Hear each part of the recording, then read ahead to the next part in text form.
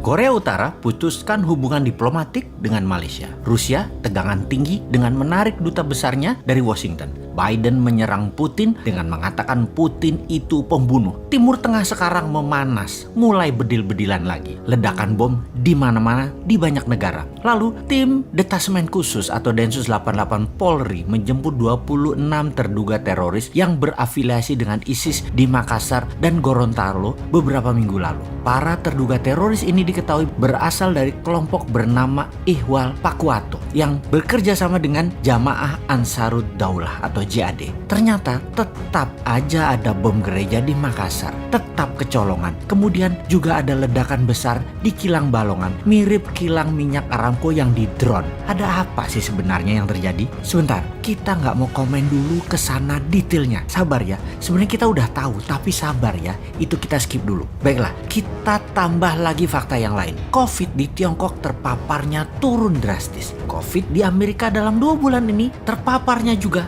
turun drastis. Namun di Arab Saudi masih ketat membatasi penerbangan internasionalnya. Masih selected karena COVID merajalela lagi. Bahkan di Tanzania lockdown. Negara Eropa Barat seperti Spanyol, Inggris, Prancis, Italia masih juga selected international visitor karena masih pandemik. Jenis baru lagi pandemiknya. Banyak di negara besar dan negara penting di dunia ini ternyata COVID belum bisa turun drastis di sana. Sehingga efek perlambatan ekonomi menjadikan mendung ekonomi di Eropa, di Afrika, di Asia. Pastinya di dunia di tahun 2021 ini mendung ekonominya. Bagaimana kita melihatnya hal ini yang lama kita sudah mengatakan dalam analisa Sontoloyo ala Bosman itu. Ketika globalis di belakang Biden CS Partai Demokrat Amerika, maka globalis menguasai 2 negara besar, Tiongkok dan Amerika. Keduanya diadu adalah Tiongkok CS yaitu One Belt One Road versus High Road-nya Amerika CS. Kemudian dunia dibuat gonjang-ganjing di mana instrumen perang yang terbesar adalah perang militer, yang terkecil adalah perang sel atau biasa disebut terrorist act mulai dipakai lagi.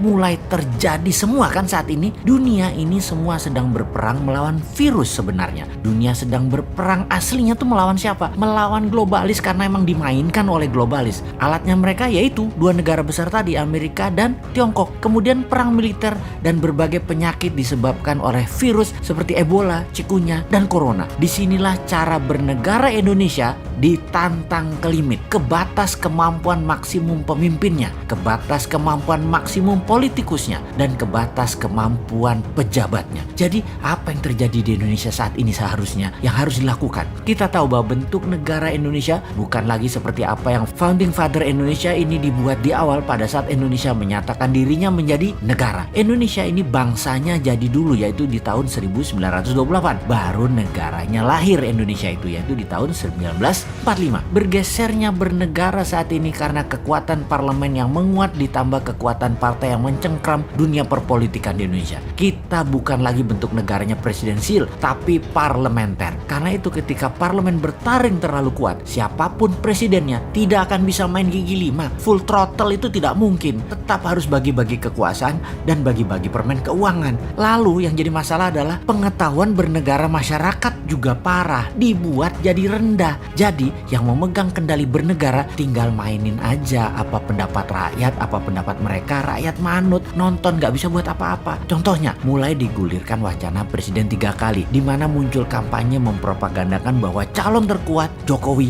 Prabowo di tahun 2024. Lalu ada berita mengejutkan kalau Jokowi mencalonkan ketiga kalinya, hasil survei ternyata nama SBY melawan dengan kuat. Bahkan saat ini leading. Nah lo bingung gak tuh kaum old mind? Kalian ini gak pernah selesai berdrama ya. Lalu kaum new mind bagaimana? Diem aja sih saat ini. Incumbent dan oposisi menari-nari seakan-akan bisa membuat Indonesia berdaulat.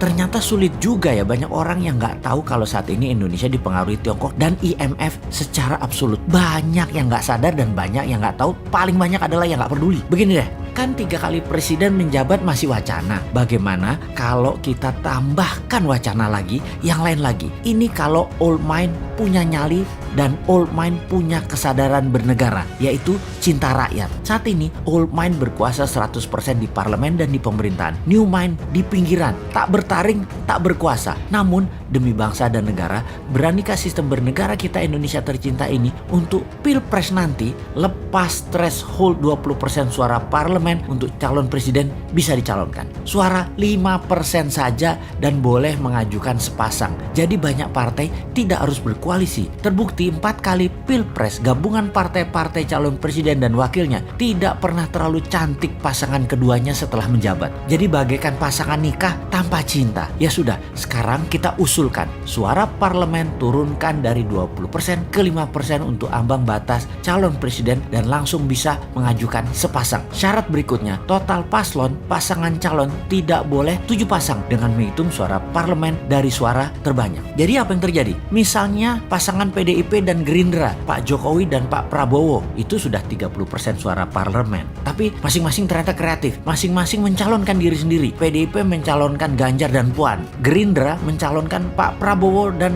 Pak Sandi Uno. Kemudian Golkar mencalonkan Erlangga dan Tito. Golkar bisa calonkan sendiri tentunya. Partai Demokrat Perjuangan mencalonkan SBY dan AHY. Demokrat KLB mencalonkan Muldoko dengan Ahok. Nasdem Pak Surya Paloh dengan Ridwan Kamil. PKS Anies dengan Habib Rizik. PKB Caimin dengan Deddy Corbuzier. PAN P3 mencalonkan Gatot dan Din Samsudin. Siapapun itu silahkan bertanding. Mainnya nanti 2 babak jika tidak ada pemenang yang mendapatkan suara 50% plus 1 suara. Jadi tanding ulang 2 yang teratas. Dengan demikian peluang putra bangsa terbaik untuk bisa membangun bangsa negara menjadi terbuka lebar. Lalu kita dengan santainya bertanya, maaf itu semua calon tadi rasanya old mind semua deh. Yang new mind mana? Oh ada. Bagaimana kalau Pak Jokowi 3 kali wakilnya si Sontoloyo ini? Piye Pak? Cocok iki kombinasinya.